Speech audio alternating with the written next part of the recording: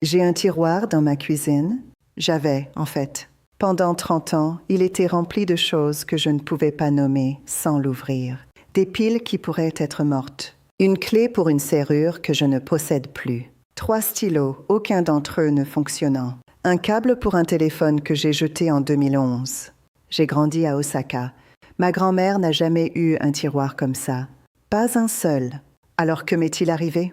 Laissez-moi vous dire quelque chose que l'industrie du nettoyage ne veut pas que vous découvriez. Vous n'avez pas besoin de plus de boîtes de rangement. Vous n'avez pas besoin de meilleurs organisateurs. Vous n'avez pas besoin d'une autre étagère. Vous avez besoin de moins. Et c'est un problème pour eux parce que moins ne leur rapporte pas d'argent. Les Japonais le savent depuis des siècles. Et d'une manière ou d'une autre, dans le processus de déménagement à l'étranger, de construction d'une vie occidentale, d'élever des enfants dans une maison occidentale, j'ai complètement oublié. J'ai oublié tout ce que ma grand-mère m'a montré sans jamais dire un mot. Je suis Keiko Nakamura. J'ai 72 ans et pendant presque 40 ans, j'ai vécu dans une maison qui aurait rendu ma grand-mère tranquillement, poliment, le cœur brisé. J'ai quitté Osaka vers la fin de la vingtaine. L'Angleterre d'abord, puis le Canada. J'étais tellement concentrée sur l'arrivée, sur la construction d'une carrière, d'une famille, d'une vie, que j'ai arrêté de faire attention à l'espace autour de moi. Et cela s'est produit lentement. Une chambre d'amis qui est devenue une pièce de rangement. Un garage où nous ne pouvions plus garer la voiture. Des placards qui nécessitaient une stratégie pour s'ouvrir en toute sécurité. Je me disais que c'était normal. Tout le monde autour de moi vivait de la même manière. Et c'est le piège, n'est-ce pas? Quand tout le monde fait quelque chose, cela cesse de ressembler à un problème. Cela ressemble juste à la vie. Au moment où j'ai atteint la fin de la cinquantaine, ma maison se sentait lourde. Pas physiquement, je veux dire que l'air en elle se sentait lourd. J'entrais dans certaines pièces et me sentais fatiguée avant d'avoir fait quoi que ce soit. J'ouvrais un placard et le fermais immédiatement parce que je ne pouvais pas affronter ce qui était à l'intérieur. J'avais des boîtes dans le sous-sol que je n'avais pas ouvertes depuis une décennie. Et pourtant je les gardais, juste au cas où. Ce n'est que lorsque j'avais 62 ans que quelque chose s'est fissuré en moi. Je suis retournée à Osaka pour visiter la famille. Ma tante, elle avait 80 ans à l'époque, vivait seule dans un petit appartement. Quand je suis entrée, je me suis tenue dans l'embrasure de la porte un moment, juste en regardant. Il n'y avait presque rien là. Une table basse, une plante, 2 tasses sur une étagère, de la lumière traversant des fenêtres propres, et j'ai ressenti quelque chose qui m'a embarrassée au début. J'ai ressenti de la jalousie. D'un petit appartement. C'était le début. Voici ce que j'aurais dû me souvenir de l'enfance, et je ne l'ai pas fait. Les Japonais ne jettent pas les choses parce qu'ils sont froids ou parce qu'ils ne se soucient pas des souvenirs. Ils jettent les choses régulièrement, délibérément, presque rituellement, parce qu'ils comprennent quelque chose sur la relation entre l'espace extérieur et l'état intérieur dont la plupart du monde occidental a été avec succès distrait de comprendre. Votre environnement n'est pas juste autour de vous, il est à l'intérieur de vous. Chaque objet que vous gardez qui n'a pas de fonction réelle, pas d'amour réel attaché à lui, est un fichier ouvert dans votre esprit, une conversation que vous n'avez pas terminée, une décision que vous avez évitée. Les psychologues ont maintenant des données à ce sujet. L'encombrement visuel élève le cortisol, l'hormone du stress. Il garde votre système nerveux dans un état d'alerte de bas niveau. Vous ne le remarquez pas consciemment, mais votre corps le ressent. L'industrie du nettoyage préférerait que vous achetiez une meilleure étiqueteuse. C'est bien pour eux, mais cela ne résout rien. Ma grand-mère avait une pratique. Chaque jour, pas une fois par an, chaque jour, elle regardait sa maison et demandait « Y a-t-il quelque chose ici qui n'appartient pas ?» Pas dramatiquement, pas comme un projet, juste comme une partie d'exister consciemment dans un espace. Comme vérifier si une porte est verrouillée avant de dormir. Petit, tranquille, constant. Les Japonais appellent une version de ceci osoji, un nettoyage profond et intentionnel. Pas seulement les surfaces, chaque coin, chaque tiroir, chaque décision. Et à la fin de l'année, il y a une pratique nationale de ceci, une expiration collective. Tout le pays se vide avant que la nouvelle année ne commence. Mais ma grand-mère n'attendait pas la fin de l'année. Elle le faisait en petits morceaux chaque matin. Il y a aussi un concept avec lequel je veux que vous restiez, ma. C'est presque intraduisible. Cela signifie espace, mais pas seulement espace physique. Cela signifie la pause significative entre les choses, le silence entre les notes dans la musique, le mur vide dans une pièce qui laisse vos yeux se reposer. Ma n'est pas absence. Ma est ce qui donne un sens à tout le reste. Quand je remplis chaque mur, chaque étagère, chaque tiroir, je détruis le ma. Et quand il n'y a pas de ma dans ma maison, il n'y a pas de ma dans mon esprit. Pas de pause, pas de respiration, pas d'espace pour que quelque chose de nouveau arrive. Je veux vous parler de quelque chose que j'ai écrit. Après ma visite à Osaka, après ce qui s'est passé quand je suis rentrée chez moi et que j'ai commencé, lentement, douloureusement, à passer en revue 40 ans de vie accumulée, j'ai commencé à écrire des choses. Pas comme un plan, juste en essayant de comprendre ce que je ressentais en le faisant. Pourquoi lâcher une tasse faisait mal. Pourquoi je me tenais devant une boîte de vieux dessins de mes enfants pendant 1 heure et ne pouvais pas décider. Pourquoi certains jours, je ressentais un soulagement si vif qu'il était presque comme du chagrin qui revenait en arrière. C'est devenu un livre. Un petit, appelé l'étagère vide, parce que cette première étagère que j'ai dégagée dans ma maison, vraiment dégagée, est devenue la chose que je revenais regarder. C'était presque sacré pour moi. Je l'ai écrit pour des gens comme moi.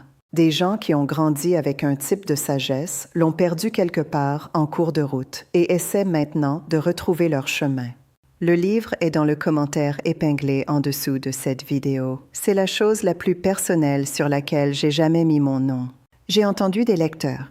Bridget de Melbourne m'a écrit le mois dernier. Elle a dit qu'elle l'avait lu en 2 jours, puis est allée directement dans sa chambre d'amis et n'a pas arrêté pendant 6 heures. James, en Arizona, m'a dit que c'était la première fois qu'il comprenait pourquoi il gardait les choses, pas seulement quoi faire à leur sujet. Maria de Lisbonne a dit qu'elle avait donné une copie à sa fille et qu'elles avaient vidé la maison familiale ensemble pour la première fois en années et pleuré, et c'était de bonnes larmes. C'est là dans le commentaire épinglé si le moment vous semble bon. Retour à ce que je disais. Il y a un concept au Japon appelé danshari. 3 caractères. 3 idées, rejeter ce qui entre inutilement, se débarrasser de ce qui est déjà excessif, se séparer de l'attachement. Ce n'est pas de la philosophie de décoration. C'est plus proche de l'entraînement spirituel. Et voici ce qui met les gens mal à l'aise quand ils entendent cela, c'est lié à la mortalité. La relation japonaise avec la mort est différente de celle occidentale. La mort n'est pas quelque chose qui se produit à la fin et qu'il vaut donc mieux ne pas penser jusqu'à ce que ce soit absolument nécessaire. Elle est tissée dans la vie quotidienne, reconnue, même honorée. Et cela change comment vous tenez les objets. Il y a une pratique croissante parmi les Japonais, plus âgés de ce qu'on appelle seikatsu no katazuke, nettoyage de vie. Passer en revue vos possessions pendant que vous êtes en bonne santé et avec un esprit clair, pour que les gens que vous aimez n'aient pas à le faire pour vous quand vous êtes partis. Pas par peur, par amour, par désir de laisser de la lumière au lieu de laisser une charge. Ma tante, celle avec le bel appartement vide, m'a dit qu'elle avait fait cela à 75 ans. Je ne veux pas que vos cousins se tiennent dans ma cuisine en se disputant sur un ensemble d'assiettes, a-t-elle dit. Je veux qu'ils se souviennent des dîners, pas qu'ils s'occupent de la vaisselle. J'ai pensé à mon propre sous-sol. J'ai pensé à mes enfants héritant de boîtes qu'ils ne pouvaient pas identifier. Cette pensée m'a touchée plus que n'importe quel système d'organisation ne l'aurait jamais pu. Maintenant, voici la partie qui m'a pris le plus de temps à comprendre, et je pense que c'est peut-être la chose la plus importante dans cette vidéo. Nous ne gardons pas les choses parce que nous en avons besoin. Nous gardons les choses à cause de ce que nous croyons que les lâcher signifie. Cette veste d'il y a 20 ans, ce n'est pas vraiment une veste. C'est la preuve que vous étiez cette personne. Plus mince, plus jeune, plus libre, qui que vous étiez alors. La jeter semble comme admettre quelque chose que vous n'êtes pas prêt à admettre. Ce cadeau de quelqu'un qui vous a blessé, vous l'avez gardé parce que le jeter semblait comme une déclaration que vous n'étiez pas prêt à faire. Cette collection de livres que vous n'avez pas lus, ils représentent une version de vous-même que vous croyez encore pouvoir devenir. La personne qui a le temps de tous les lire, la personne qui est érudite et disciplinée et a des après-midi tranquilles. Garder les livres garde l'espoir. Je comprends cela. J'avais tous ceci. J'étais tout ceci. Mais voici ce que ma grand-mère comprenait que j'ai dû apprendre tard. Vous n'êtes pas vos objets. Le souvenir de la personne ne vit pas dans la veste. Il vit en vous. La blessure de la relation ne guérit pas en gardant le cadeau. Elle guérit quand vous êtes prêt. Et garder l'objet rend parfois cela plus difficile. Et ces livres non lus? Celui que vous lisez réellement et appliquez réellement vaut plus que 40 sur une étagère. Au Japon, il y a une pratique de dire merci à un objet avant de le libérer. Arigatai mono, chose dont je suis reconnaissant. Cela semble inhabituel si vous n'avez pas été élevé avec. Mais cela change complètement l'acte. Vous ne jetez pas quelque chose. Vous terminez une relation avec lui, reconnaissant ce qu'il vous a donné, le libérant avec intention. Quand j'ai commencé à faire cela, tranquillement, seule dans ma maison à 62 ans, me sentant légèrement idiote, puis, rapidement, pas idiote du tout, j'ai commencé à comprendre pourquoi cela ressemblait à du deuil. Parce que c'était, je lâchais des mois passés, des chapitres terminés, de vieilles peurs déguisées en objets pratiques, et chaque fois que je le faisais, quelque chose se relâchait dans ma poitrine. Je veux nommer quelque chose d'autre que l'industrie du nettoyage ne vous dira jamais parce qu'elle n'a rien à vous vendre. L'encombrement endommage les relations. Avez-vous remarqué que les disputes dans une maison commencent rarement là où elles portent vraiment? Combien de fois une conversation difficile s'est-elle produite dans une cuisine en désordre, entourée de choses qui devaient être traitées, dans une maison où personne ne pouvait tout à fait localiser quoi que ce soit? Le désordre n'est pas seulement visuel, c'est une météo émotionnelle. Il sature l'air. Quand ma maison a commencé à se dégager, lentement, pas tout d'un coup, sur des mois puis des années, mon mariage a changé, tranquillement. Nous étions plus calmes. Nous avions plus de vraies conversations et moins de moments de friction pour rien. Nous pouvions trouver les choses. Nous ne portions pas le stress ambiant d'une maison qui semblait toujours demander quelque chose. L'ordre à l'extérieur crée l'ordre à l'intérieur.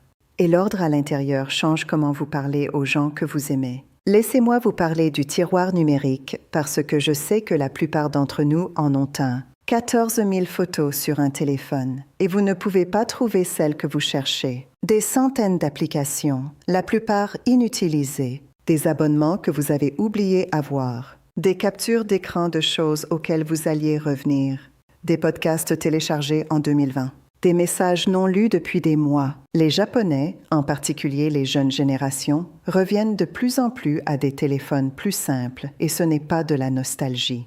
C'est de la santé. Parce qu'ils comprennent que l'encombrement mental fonctionne exactement comme l'encombrement physique. Chaque application inutilisée est un tiroir ouvert. Chaque message non lu est une conversation inachevée que votre cerveau garde tranquillement en trace. Le mât disparaît dans une vie où chaque poche de temps est remplie de bruit numérique. Il n'y a pas de pause, pas de respiration, pas d'écart où quelque chose d'inattendu, quelque chose de réel pourrait arriver. Le vrai luxe en ce moment n'est pas plus de fonctionnalité, c'est moins d'obligations. C'est un téléphone que vous pouvez poser sans anxiété. Une maison dans laquelle vous pouvez entrer et expirer. Quand j'ai vidé cette première pièce, il m'a fallu 2 jours complets et j'ai pleuré 3 fois et me suis assise sur le sol une fois et n'ai pas bougé pendant 20 minutes. Je n'ai pas ressenti l'euphorie que les gens décrivent dans ces vidéos de transformation rapide. Je me suis sentie tranquille. Et puis, progressivement, j'ai ressenti quelque chose que je n'avais pas ressenti depuis des années. Je me suis sentie comme si je pouvais penser, comme s'il y avait de l'espace à l'intérieur de ma tête qui n'avait pas été là avant. Et cette nuit-là, j'ai dormi d'une manière que je n'avais pas dormi depuis longtemps. Ma grand-mère n'a jamais eu d'insomnie. J'en avais depuis une décennie. Ce n'était pas une coïncidence. Il y a une image japonaise célèbre, la fleur de cerisier. Une semaine de fleurs, puis partie. Et les Japonais ne pleurent pas la fin. Ils l'aiment parce qu'elle se termine. La brièveté et la beauté. Tenir bon la ruinerait. Ou kintsugi, l'art de réparer la poterie cassée avec de l'or pour que la fissure soit visible, honorée, rendue belle. Pas cachée, pas jetée, transformée. C'est la relation japonaise avec l'impermanence.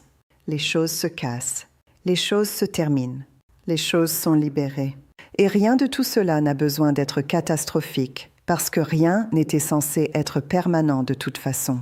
Quand j'ai finalement compris cela, pas intellectuellement, mais dans mon corps, dans la façon dont je marche maintenant dans ma maison, tout est devenu plus facile. Vous pouvez avoir un tiroir comme celui que j'ai décrit au début, vous pouvez avoir une pièce, ou un garage, ou un téléphone, ou un esprit plein de pensées qui circulent depuis 2015. Je ne vous dis pas de tout jeter demain.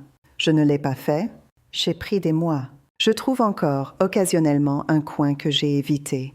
Mais je veux que vous vous posiez une question honnête aujourd'hui. Y a-t-il quelque chose que vous gardez et que vous savez, tranquillement, n'appartient plus à votre vie? Pas parce que quelqu'un l'a dit, pas à cause d'une règle, mais parce que quand vous le regardez, vous ressentez quelque chose de plus lourd que l'affection, quelque chose de plus comme une obligation, comme de la culpabilité, comme un chapitre qui s'est terminé, mais vous avez oublié de fermer le livre. C'est là que vous commencez. L'étagère vide ne reste pas vide. C'est la chose que les gens craignent et la chose qui ne se révèle jamais être vraie. Quand vous faites un vrai espace, quelque chose vient toujours le remplir, mais cette fois, vous choisissez quoi? Pour une fois, vous choisissez réellement. Le livre est dans le commentaire épinglé si vous voulez aller plus loin dans cela, surtout dans le côté émotionnel du lâcher-prise, qui je pense est la partie dont personne ne parle assez. Et je vous verrai dans la prochaine vidéo. Il y a beaucoup plus que je veux vous dire sur ce que ma grand-mère savait.